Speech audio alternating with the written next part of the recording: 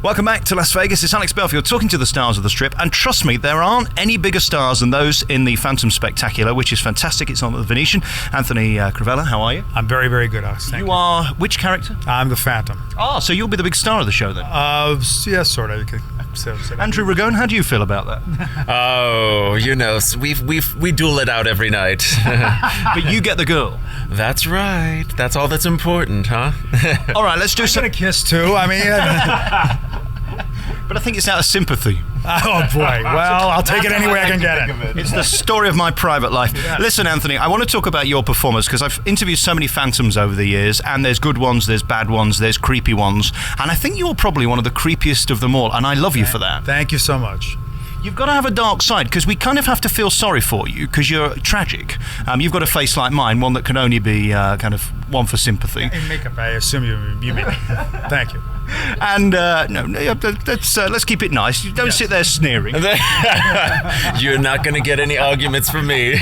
Oh, thanks. And you come on, and your job really is to make us fall in love with you, but at the same time be completely creeped out by you. Yeah, and well, it's that multitude layering of what the character really is. I mean, I must say that sort of my predecessors have leaned on the fact that it's this romantic character, but you've got to justify the fact that within the course of in this version, 95 minutes, he kills 2 people. So there has to be some kind of truth and justification there. So I tend to look at that and go, okay, let me work on that as well. Can I be really honest with you? Yeah, absolutely. This isn't my favourite show per se. Phantom of the Opera is not my favourite show, but this version is because it chops out all the crap bits. I think the thing I think it's cool about this version is that the fans love it, and the people that maybe weren't so into it in the big phase when it first came out have kind of gravitated back, and I think that's kind of a cool thing because the fans, you would think they would want every little last itty-bitty little thing, but I think what they appreciate about our show is, and maybe you're feeling the same way, is that the storyline is just, you don't lose track of the storyline. Our roles, the Phantom, Raoul, and Christine, you don't lose any of that. So the storyline has just driving home. It's the little things where we steer off track, and those little things kind of get chopped. But that's none of the songs or any of that. So I think that's what you're maybe feeling about that. Well, this show kind of puts the spectacle in spectacular and the F in fabulous, doesn't it? Really? Yes, it does. Alex, can I be honest with you? Go ahead. This is not my favorite show either, but in this version, I think it is superior, and I'll be honest with you again. May I? Go ahead. Shh. Hal Prince likes this version too, and the thing that, as Andrew was saying, we lose 20 minutes of intermission, and again, it's just we lose that dead space, and it's great for the actors. We just drive on straight on through.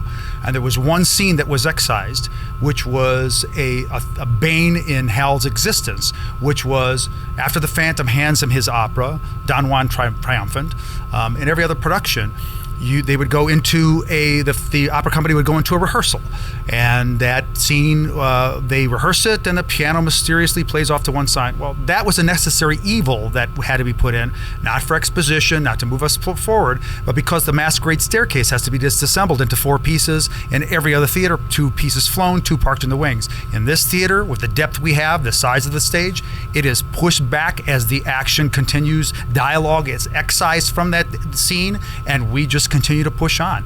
Those are the major cuts, and the rest of it is basically intact. There's a lot been cut, but there's been so much added with the set and the scenery, and the second that the show opens, people's mouths are on the floor, literally aghast at what they do in the theatre.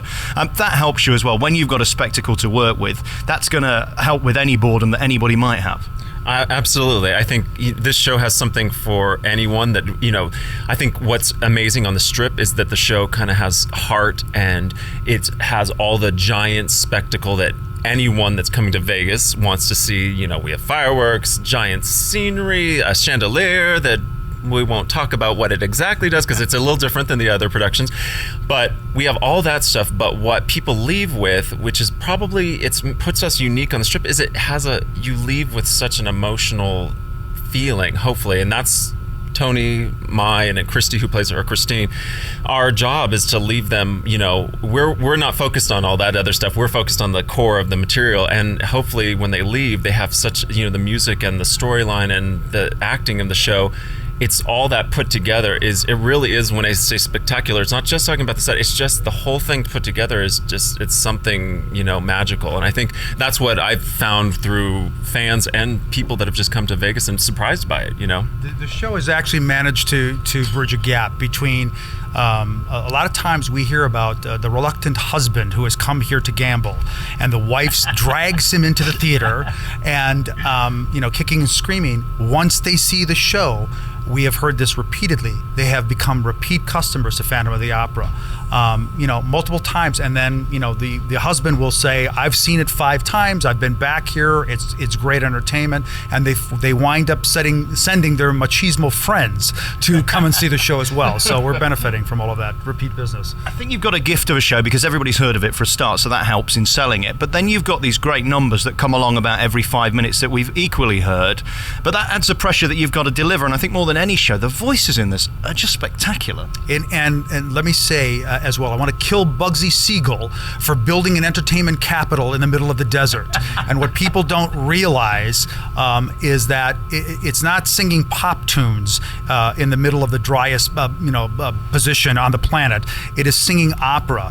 It is a difficult task, and thank God, I think for all of us, I can say this, for technique and for humidifiers and for figuring out ways of being able to do it, to being able to sustain, because we're in 5 years now, 5 years of doing it. It's taxing, and thank God we've got the cast that we have.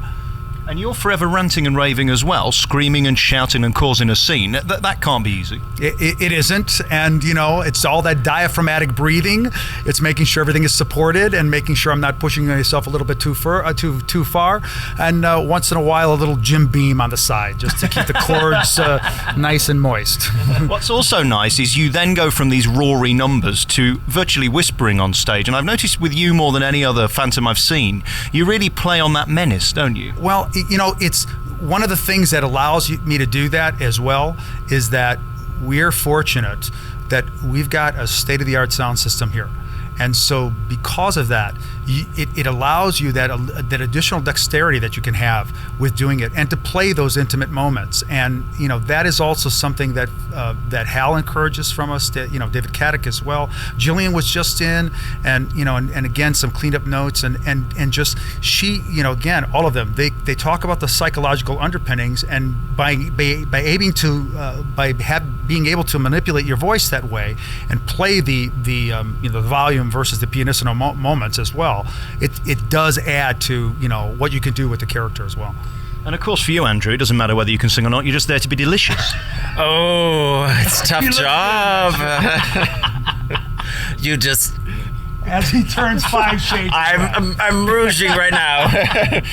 But of course, the thing with you is you get the number that everybody looks forward to, the love number, the 11 o'clock number, where she has to fall in love with you. Is there any better feeling than having that orchestra under you and the big show around you, and then for that 3 minutes, 4 minutes a day, it's all about you?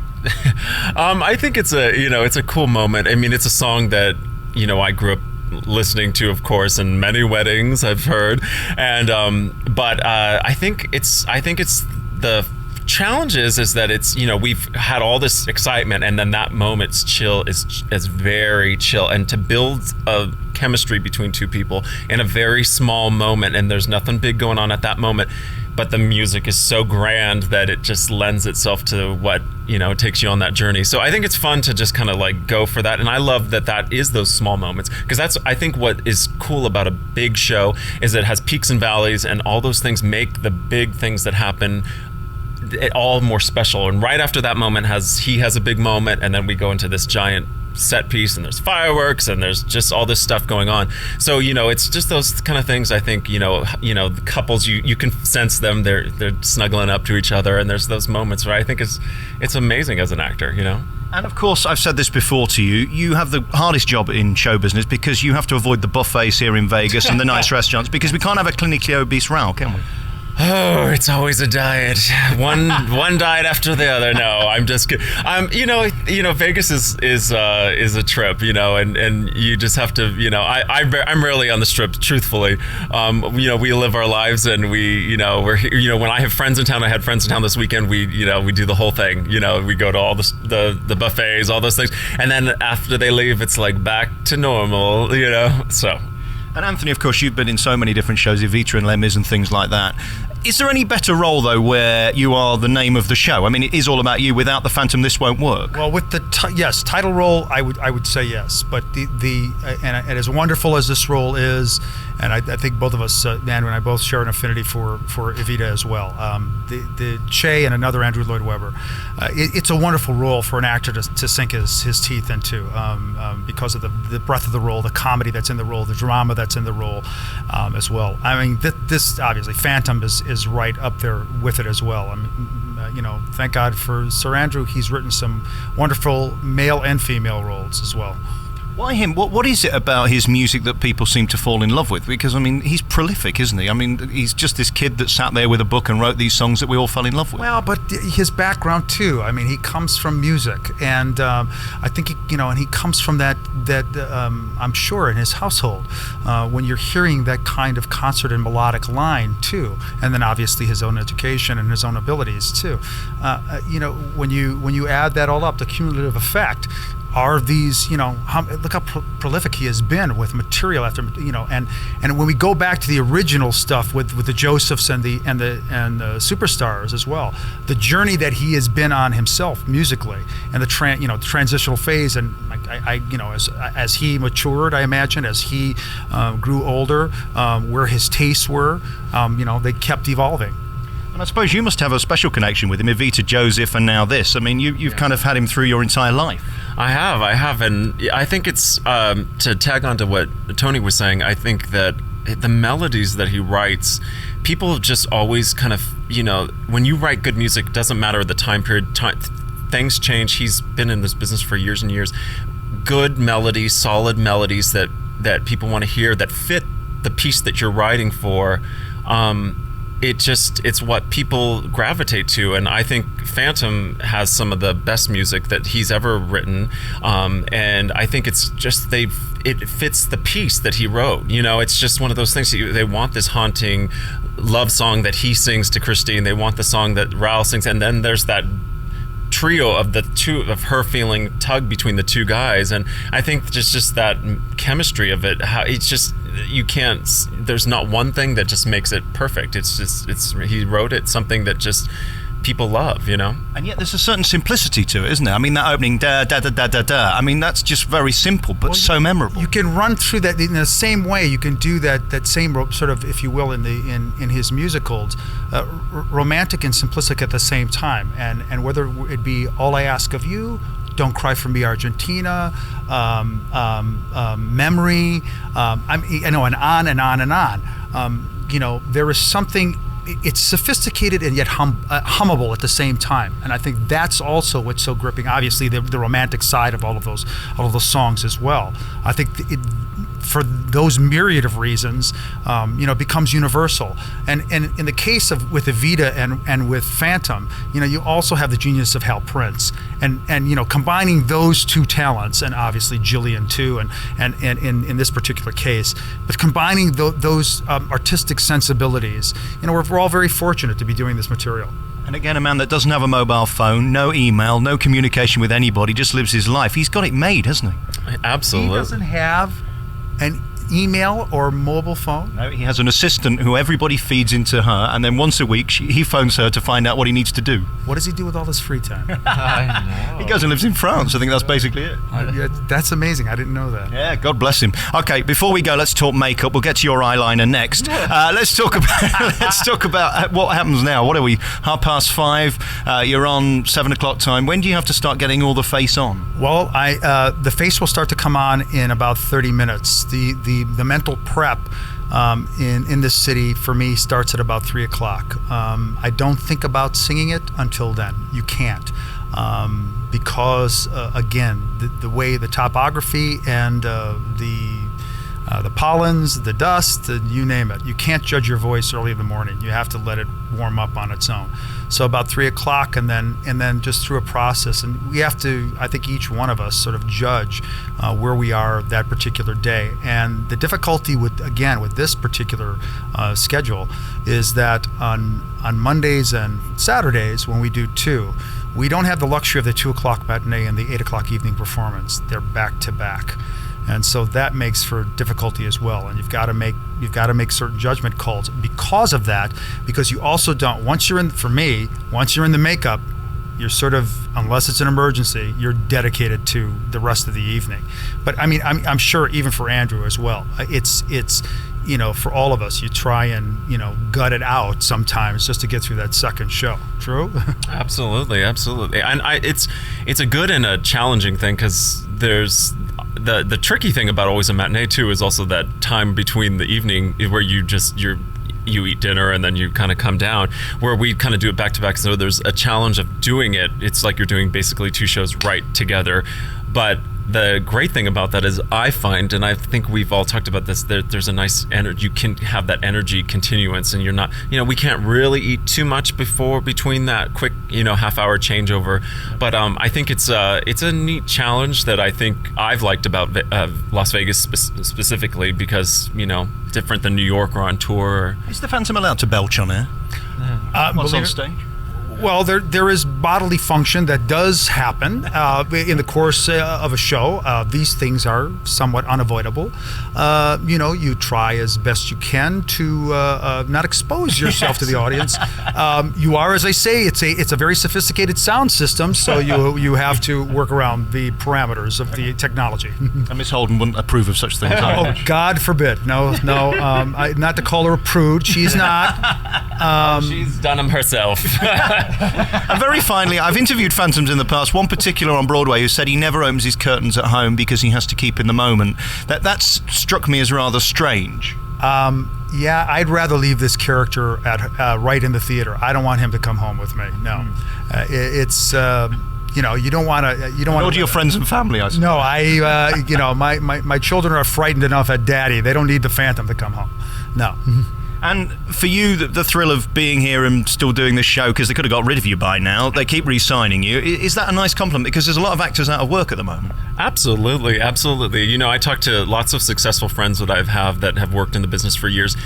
And they're, it's just like any actor, but especially in this economy, you find people that have, this has been an amazing job. Not only are we lucky to do this beautiful show and be a part of it, but it's been through this tough economy, and our producers have waited it out, and Vegas has made us a big success, So I think there's been I can't thank them enough, and being a part of it, and I think that's the thing that keeps us going each night is, beyond that's a new audience and we have to give them a brand new show, but it's the fact that it's so fortunate to be doing what we love and not just doing something that's not a great show. It's beautiful music. It's easy to do because it's so pretty, so I think that kind of keeps it. It's an easier way to focus on than just plugging in each night, so. I went to see The Lion King last night, and it struck me that it's actually incredibly tightly produced. There ain't much room to move anywhere. It seems to me with you and your character, there is room for interpretation every single night, and you can play with it. It's, and again, Hal Prince is he hires actors who sing. And there is a very specific line that we all have to walk, but he encourages the creativity. He encourages, stretching the envelope. And I know I, in many ways, am an unconventional choice to be playing this role because of that. My intensity, because of the things we were talking about, the darker sides of the character, which I do play into as well. I mean, I'm fortunate that I have a director who has stated publicly that I'm the edgiest actor that he's worked with in the theater and in all his years of the theater, and I take that as a huge compliment. And he has allowed me to, one of the things that they did with this production, because of the reconceptualization of it, was to say, let us play with the forms, let us play with the characters, and to a certain degree, let the the actors go. They do feed us, all of them, from Hal and Gillian. I was saying before, David Caddick, they do feed us that particular line that we have to walk, but there is room for interpretation, which is terrific. That's also what keeps it alive after all these years too. And that pin focus moment every night with Music of the Night, where you get to just shine in a very loud way and then in a very, very quiet way, is that just magic for any actor? Is that the moment you've always dreamed of? It's magic, but it's difficult. I mean, it's that same thing of trying to work the pianissimo in this desert, I have to say. Sir Andrew has written material that is not easy to sing, and but it is also the wonderful challenge for the actor and singer as well. So, it's a tip of the hat from that standpoint as well. Andrew Ragone, always nice seeing you. As I've said before, if I could only be you for 5 minutes, it would be lovely. Well, come visit me. You can be me anytime. Hey, listen, really good to talk to you, and congratulations on another fantastic performance. And Anthony Crivello, really nice to meet you, Lars, because I've seen you a few times in this, and you've really made it your own, and just a tremendous voice and an incredible charisma. It must be great working with someone this good. Oh, I try not to tell him that too much, but he's fantastic. I'm going to say this. I'm going to make him blush again. Andrew's terrific to work with, and as well, and it's a great exchange on stage. We've got same with Christy and Kristen, our Christines, and it's a wonderful group of people to be working with, and we're very fortunate. Our longevity is also a testimony to the material and to the integrity that goes behind this production from Andrew, obviously, and Charles. And Hal and all the way down, Julie and David and our entire crew too. I mean, we're very grateful. And as he said, we have wonderful producers who have made sure that the integrity and also even our stage manager, that the integrity is maintained. Well, listen, I've seen this 500 flaming times. I'm sick of seeing it, but I think this is one of the strongest casts I've ever seen anywhere in the world. So congratulations. Thanks for talking to me, guys. Thank you. I appreciate it.